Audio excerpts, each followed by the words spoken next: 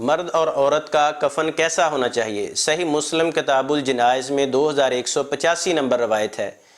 ایک مرتبہ ایک آدمی کو ہلکا سا کفن دے کر عام آدمی سمجھ کر دفن کر دیا گیا تو نبی صلی اللہ علیہ وسلم نے صحابہ کرام کو ڈانٹتے ہوئے فرمایا اذا کفن احدکم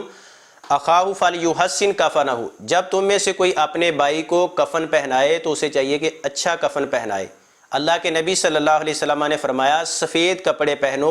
یہ تمہارا بہترین لباس ہے، اور اپنے فوت شدگان کو بھی سفید کپڑے کے اندر کفن دیا کرو۔ کفن کے لیے کتنی چادریں ہونی چاہیے؟ کفن کے لیے 3 چادریں ہونی چاہیے، ایک شلوار کی جگہ پر، ایک قمیص کی جگہ پر، اور ایک بڑی چادر ہو جس کے ساتھ میت کے سارے جسم کو ڈھانپ دیا جائے۔ سیدہ عائشہ رضی اللہ عنہا بیان کرتی ہیں، صحیح بخاری اور صحیح مسلم میں روایت ہے کہ اللہ کے نبی صلی اللہ علیہ وسلم کو 3 کپڑوں کے اندر کفن دیا گیا، اس میں نہ قمیص تھی اور نہ ہی اس میں پگڑی تھی۔ البتہ ابو بکر صدیق رضی اللہ تعالیٰ عنہ نے وصیت کی تھی کہ ان کو پرانے کپڑوں کے اندر ہی کفن دے دیا جائے، نئے کپڑے کے زندہ لوگ زیادہ مستحق ہے، تو موقع و مناسبت کی لحاظ سے جیسا بھی ممکن ہو ویسا اچھا لباس، نہ بہت زیادہ مہنگا ہو اور نہ ہی بالکل پھٹا پرانا اور میلا کچیلا ہو، مناسب لحاظ سے مسلمان کو کفن دینا چاہیے۔ اللہ کے نبی صلی اللہ علیہ وسلم نے فرمایا، سنن کبریٰ بہقی اور مستدرک حاکم میں روایت ہے، جس نے اسے کفن دیا تو اللہ رب العالمین قیامت کے دن اسے جنت میں ریشمی لباس پہنائے گا۔ تو کفن کا کپڑا کم از کم 1 چادر بھی ہو سکتی ہے، جس طرح مصعب بن عمیر رضی اللہ تعالیٰ عنہ جب شہید ہوئے تو کفن کم تھا، اگر سر ڈانپتے تو پاؤں ننگے ہو جاتے، پاؤں کو ڈانپا جاتا تو سر ننگا ہو جاتا، تو پھر چادر کو ان کے سر پر ڈانپ کر پاؤں کے اوپر گھاس کو ڈال دیا گیا۔ تو مرد اور عورت کا کفن ایک جیسا ہی ہے، جس طرح 3 چادریں مرد کے لیے ہیں، اسی طرح اللہ کے نبی صلی اللہ علیہ وسلم کی حدیث کے مطابق عورت کے لیے بھی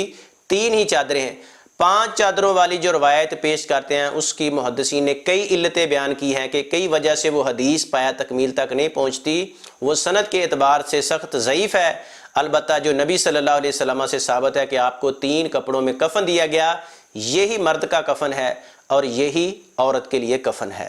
اور بعض لوگوں کو دیکھا گیا ہے کہ وہ آب زمزم کے ساتھ جب خانہ کعبہ جاتے ہیں حج یا عمرہ کرنے کے لیے، وہاں پر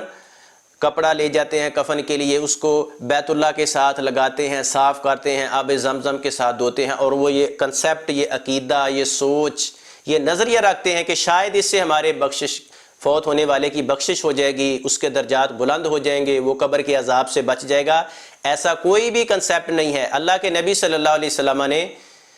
عبداللہ بن ابی کا جنازہ پڑھایا، آپ صلی اللہ علیہ وسلم نے اپنا لعاب مبارک اس کے منہ میں ڈالا، اپنی قمیص مبارک اسے پہنائی، لیکن اس کے باوجود اللہ نے قرآن نازل کر دیا۔ سورہ توبہ کی 80 نمبر آیت، اللہ نے فرمایا استغفر لہم او لا تستغفر لہم ان تستغفر لہم 70 مرۃ فلن یغفر اللہ لہم ذلک بانہم کفروا باللہ ورسولہ واللہ لا یہدی القوم الفاسقین۔ آپ ان کے لیے بخشش کریں یا بخشش نہ کریں، اگر آپ ان کے لیے 70 مرتبہ بھی بخشش کی دعا کریں، اللہ ان کو ہرگز معاف نہیں کرے گا، کیونکہ انہوں نے اللہ اور اس کے رسول کے ساتھ کفر کیا ہے، اور اللہ فاسق نافرمان لوگوں کو ہدایت نہیں دیتا۔ تو کفن کا آب زمزم کے ساتھ دھونا یا خانہ کعبہ کے ساتھ اس کو مس کرنا، اس کے ساتھ صاف کرنا، اور یہ سمجھنا کہ شاید اس سے فوت ہونے والے کی بخشش ہو جائے گی، نجات ہو جائے گی، درجات بلند ہو جائیں گے، قبر کے عذاب سے بچ جائے گا، ایسا کنسیپٹ بالکل غلط ہے۔ اگر انسان کا اپنا عقیدہ نہیں، اس کا اپنا عمل نہیں، تو پھر اس کو کوئی بھی اس طرح کا معاملہ فائدہ نہیں دے گا۔ اور اللہ کے رسول صلی اللہ علیہ وسلم کی صحیح مسلم میں روایت ہے، آپ نے فرمایا من بطأ بہ عملہ لم یسرع بہ نسبہ، جس بندے کا عمل اس کو آگے نہیں لے جا سکا، جس کا عمل اس کو پیچھے چھوڑ گیا، اس کا نسب اس کو آگے نہیں لے کر جائے گا۔ اگر انسان کا عمل ٹھیک ہے تو پھر اس کو شفاعت بھی کام دے گی، اللہ کے نبی علیہ الصلوۃ والسلام کے ہاتھوں حوض کوثر بھی ملے گا۔ وگرنہ آپ نے ایک موقع پر فرمایا تھا، اے میرے خاندان والو، اے میری پھوپھی، اے میری بیٹی فاطمہ،